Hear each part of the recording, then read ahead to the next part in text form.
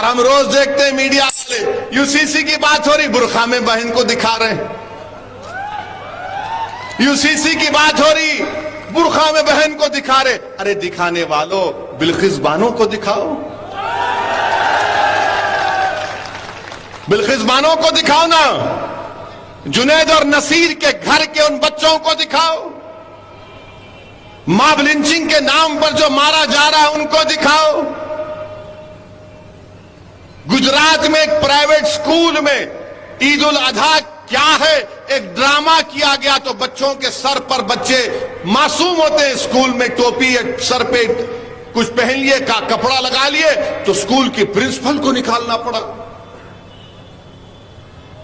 मगर नहीं, इनको इतनी मोहब्बत है। अरे अगर आपको इतनी मोहब्बत है मुस्लिम महिलाओं से, मुसलमानों से, तो फिर बिल्किस बानो को, जिसकी अस्मत रेजी जिन्होंने बिल्किस बानो की उसकी मां की कत्ल किया, उसका रेप किया, देश के प्रधानमंत्री, उसको जेल को भिजाओ आप।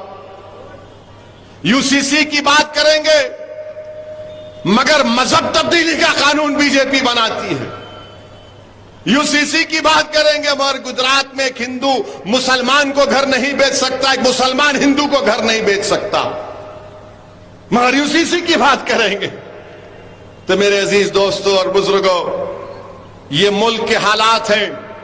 इंशाअल्लाह ताला हमको अपने हौसलों को बुलंद रखना है, हमको हरगिज मायूस नहीं होना है। मगर मैं आपसे फिर से कह रहा हूं कि अगर आज से 60 साल, आज से अगर 70 साल पहले हमारे बुजुर्गों ने मुसलमानों की सियासी लीडरशिप पर काम किया होता तो आज ये दिन देखना नहीं पड़ता। अगर आज आप रो रहे कि बाबरी मस्जिद शहीद कर दी गई, बाबरी मस्जिद चली गई, अगर आज आप रो रहे हैं कि फसादात और जुनैद और नसीर को मार दिया गया, अगर आज आप कह रहे हैं कि यूसीसी के बाद, अरे फिर 70 साल पहले यह फैसला क्यों लिया गया था कि भारत की राजनीति में मुसलमानों की कोई सियासी लीडरशिप नहीं होगी? क्यों लिया था? किसने लिया था? बताओ, लेने वालों बताओ, तुमने फैसला क्यों लिया था? अगर आज तुम वो फैसला नहीं लेते तो भारत के मुसलमानों की एक सियासी लीडरशिप होती। ना तुम सियासी लीडर बने, ना तुम किसी को बनने देना चाहते हो।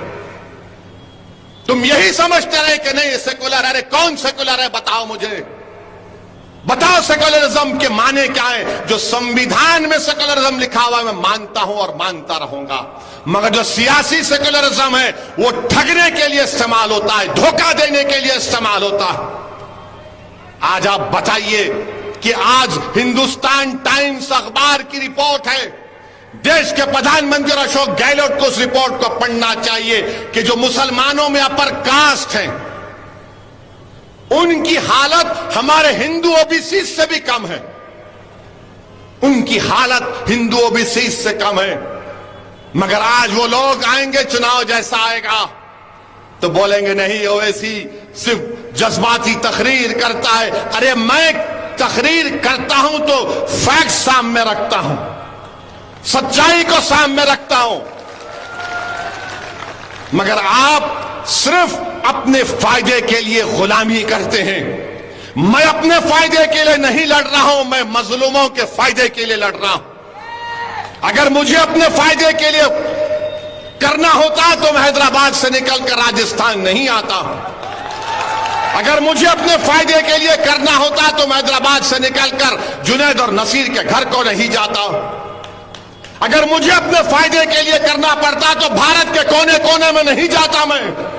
अगर मुझे अपने फायदे के लिए करना होता तो मेरी गाड़ी पर 6 गोलियां चलाई गई, मैं घर में बैठ जाता, मगर मैं नहीं बैठा।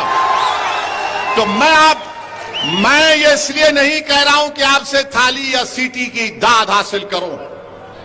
मैं तुम्हारे थालियों का तारीफ का मोहताज नहीं हूं, मैं अल्लाह का मोहताज था और अल्लाह का मोहताज रहूंगा। मैं आपको सिर्फ ये बता रहा हूं, मैं बता रहा हूं कि फर्क को महसूस करो, तुम फर्क को महसूस करो। नौजवानों, मुस्तकबिल तुम्हारा है, मुस्तकबिल आपका है, हमारे नौजवान बेटियों का, बेटों का मुस्तकबिल है। जो लोग 60 साल के हो गए उनका मुस्तकबिल नहीं है। जो 18 साल के हैं, 22 साल के, 25 साल के, कल तुम भारत को लेकर आगे बढ़ोगे। भारत के फैसले तुम्हारे कंधों पर रखकर किए जाएंगे। अगर तुम तैयार नहीं होगे तो फिर क्या होगा? तुम सिर्फ अगर थाली मारोगे और सेकुलरिज्म के नाम पर कोई मौलाना मस्जिद में बोल देंगे चुनाव आ रहे हैं, सेकुलर पार्टी को वोट दे दो। उसके बाद क्या होता है? चुनाव हो जाते और जुल्म जारी रहता, जुल्म खत्म नहीं होता, नाइंसाफी खत्म नहीं होती। अरे 75 साल हो गए देश को आजाद होकर। भारत को अगर ताकतवर बनाना है तो भारत में सबसे कमजोर दलितों के बाद अगर कोई है तो मुसलमान है। भारत सुपर पावर उसी वक्त बनेगा जब कमजोर ताकतवर बनेगा और मुसलमान और दलित आदिवासी ताकतवर बनेंगे। वो कब होगा?